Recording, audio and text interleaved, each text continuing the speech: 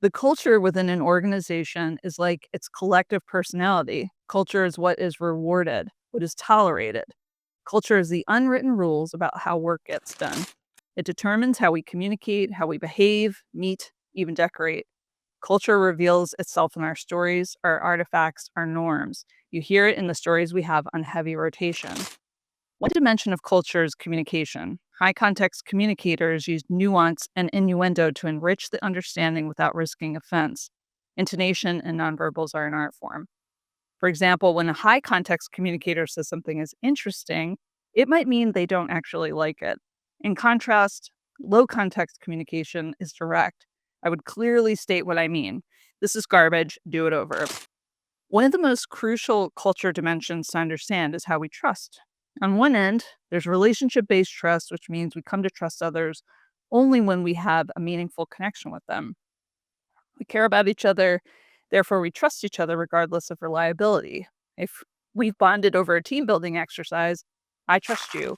Our relationship is the glue, not your track record of missed or completed assignments. Then there's task based trust. In this case, trust is earned through your ability to deliver on promises. If you do what you said you would, I trust you. If you fail to follow through, I won't trust you, even if we have a positive relationship. When team members find themselves on opposite ends of the trust spectrum, they benefit from acknowledging their differing expectations and definitions of trust. And then there's time. Some see time as a straight line, linear, 9 o'clock means 9 o'clock. US culture is very linear and time oriented, and we value precise interpretation of time. We might consider lateness rude or a power move. In other cultures, time is much more flexible. They might treat it more like a suggestion. Meetings start when they start and end, well, eventually. None of these dimensions is inherently good or bad.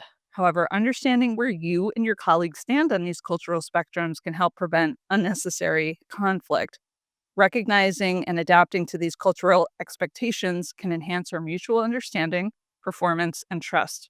Culture happens by default or design. Where does your organization land in these three dimensions? Where do you land?